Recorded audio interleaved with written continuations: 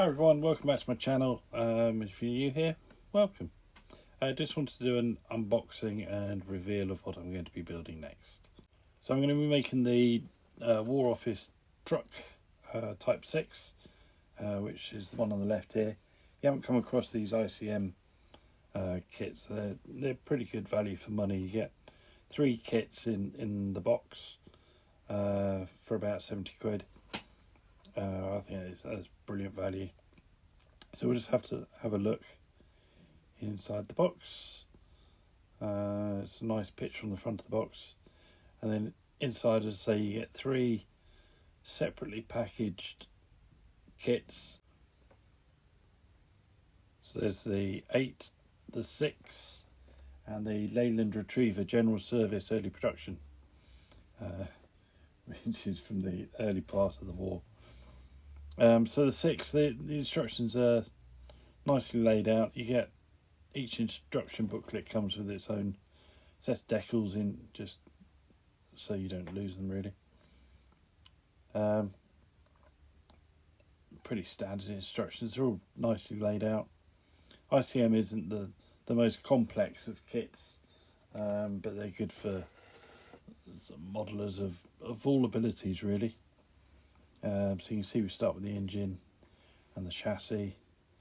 The chassis is in individual parts, which is okay, though you've got to be careful with getting all your geometry right. There's nothing worse than having it, you think you've got it right, then you get to the end of the kit and you find it's all a bit wonky. But yeah, really nicely laid out. And it's just going to be a very simple build. I think we're going to try and do something special with the painting in this one. A nice flat bed, so we can do some nice effects on the wood. And yeah, we'll have some fun with this, I think. It comes with 4 different schemes, which are all sort of European based. I think there is one from Malaysia in there as well. But I'm not going to do any of those. I'm going to put this in the desert and do a corner scheme on it.